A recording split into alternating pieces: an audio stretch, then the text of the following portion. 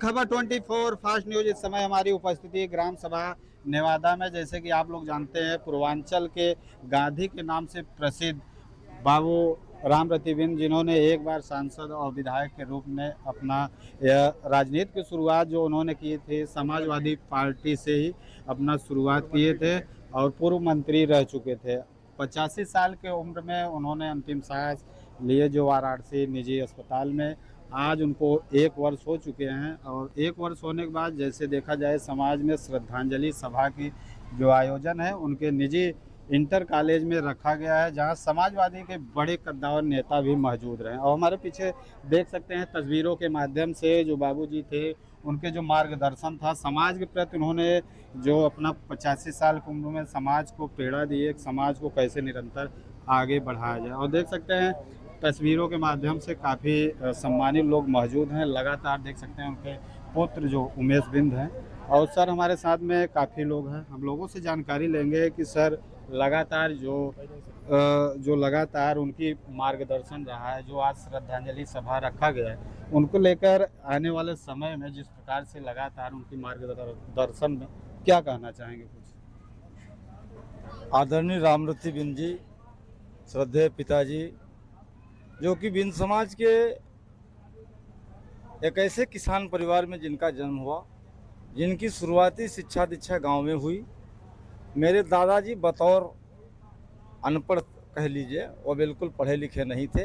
लेकिन मेरी जो दादी थी वो भी पढ़ी लिखी नहीं थी, लेकिन उनको एक जज्बात था। एक जब ये सिरधरी प्रथा चली तो यहाँ बघेलों से सिरधरी प्रथा में मेरे दादा या मेरे पिताजी के दादाजी उस समय कुछ रुपए देकर खेत को अधिया या क्या लिया जाता था, उसकी डिटेल जानकारी हमको नहीं है। तो वो उसी दादी के प्रेरणा से को प्राथमिक शिक्षा यहीं नदरपुर में पढ़े, जूनियर तक की शिक्षा बीरमपुर में ग्रहण किया। फिर उन्होंने हाई स्कूल इंटर की शिक्षा हंडिया से प्राप्त की। उसके बाद डबल MA LLB उन्होंने इलाहाबाद यूनिवर्सिटी से किया और वो 2 वर्षों तक उन्होंने हाई कोर्ट में प्रैक्टिस किया। लेकिन जब वो हाई कोर्ट में प्रैक्टिस करते रहे तो उनको अपने समाज की बड़ी पीड़ा और चिंता होने लगी, क्योंकि कोई भी भदोही जनपद में उस समय यह बनारस जनपद हुआ करता था, भदोही में तहसील थी, ज्ञानपुर में सारी तहसील थी। और तब उन्होंने यहाँ प्रैक्टिस शुरू किया और वो पहली बार जो है ब्लॉक प्रमुखी का चुनाव लड़े, महज 2 या 4 वोटों से हार गए। और उन्होंने सन 1974 में पहली बार विधानसभा का चुनाव लड़ा। अब बीकेडी भारतीय क्रांति दल चौधरी चरण सिंह की पार्टी थी, उसी पार्टी से वो बिंद समाज के पहले विधायक बने और उन्होंने पहला चुनाव अपना 1800 रुपये में विधायक बना। पूरे जीवन में उन्होंने साइकिल के अलावा उनको खरीदने के ऐसे गांधीवादी तरीके से राजनीति की उन्होंने कि अपने लिए कभी 2 व्हीलर गाड़ी भी नहीं खरीद पाए। और फिर वो दूसरी बार 89 में विधायक होते हैं। आदरणीय श्रद्धेय नेताजी मुलायम सिंह यादव की सरकार बनती है तो उस सरकार में पशुधन एवं मत्स्य विकास मंत्री बने। फिर 2002 के चुनाव में बहन वीरांगना फूलन देवी की हत्या होने के बाद वो पहली बार बिंद समाज का नाम रोशन करते हुए देश की सबसे बड़ी पंचायत लोकसभा को सुशोभित किया। अब उनका इतिहास तो बहुत लंबा चौड़ा है। फिर 2007 में आवास विकास परिषद के अध्यक्ष रहे, राज्य मंत्री का दर्जा रहा। 2009 में योजना आयोग के उपाध्यक्ष रहे। उसके बाद फिर बीच में 2 लोकसभा का चुनाव भी हारे, 2007 और 2009 में निर्दल लड़े। 89,000 या 82,000 वोट लगभग प्राप्त हुई थी। और उन्होंने एक सबसे बेहतरीन मदद समाज के बारे में की कि सबसे पहला उन्होंने इंटर कॉलेज, जब वो इलाहाबाद पढ़ा करते थे, जब डॉक्टर लोहिया जी पहली बार फूलपुर से चुनाव लड़ा करते थे तो इन्होंने फूलपुर के चुनाव में डॉक्टर लोहिया के इलेक्शन एजेंट के रूप में काम किया।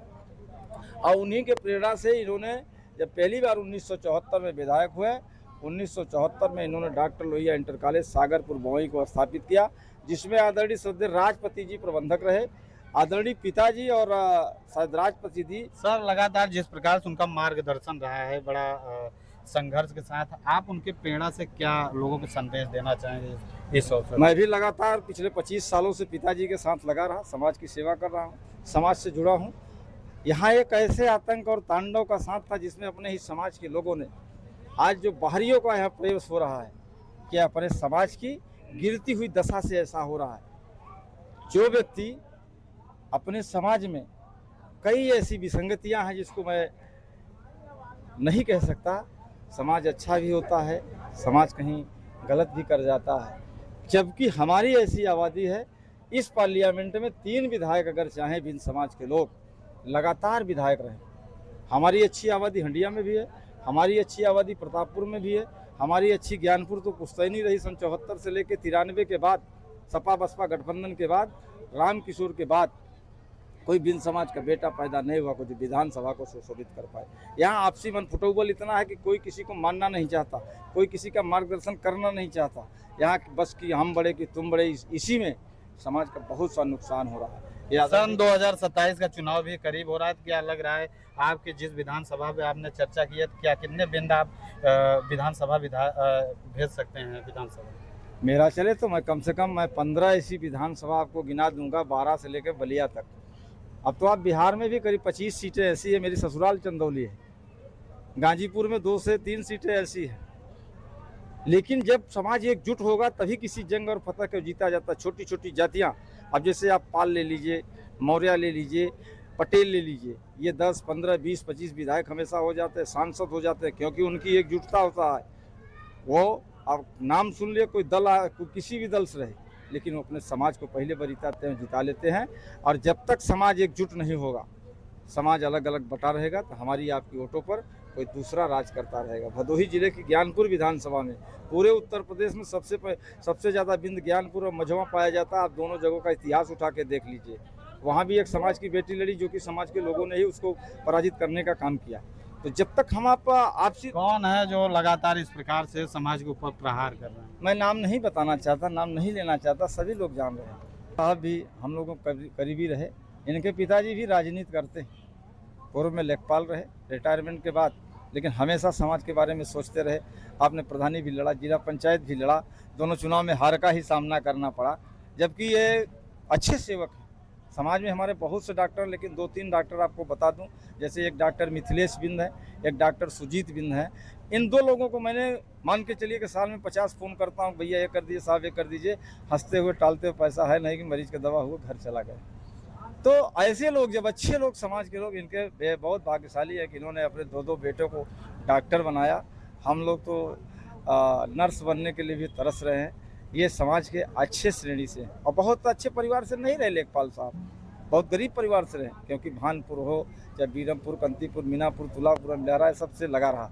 साहब के पिताजी का जो मार्गदर्शन रहा, उन्होंने अच्छी शिक्षा दी, अपने एक भाई को इंजीनियर बनाया, एक बहू को, इनकी वाइफ भी शिक्षा जगत में है, वो अनिल सांसद प्रतिनिधि रहे। हमसे ज़्यादा पीड़ा इनसे पूछे, कई बार विधानसभा का टिकट मांगते रहे। ये दुर्गेश पांडे हैं, हमारे डॉक्टर लोहिया इंटर कॉलेज के अभी 2 महीने पहले प्रधानाचार्य नियुक्त हुए। ये AIG स्टैम्प अशोक रजिस्ट्रार जी, एक अखिल भारतीय बिंद महासभा चलती है, जो उसके फाउंडर रहे। जब उसमें धन तन नहीं था, तो इन्होंने अपने धन तन से उसको बनाया। आज एक को लगातार कोषाध्यक्ष रहे, आज कोषाध्यक्ष के पद पे चुनाव लड़ रहे हैं।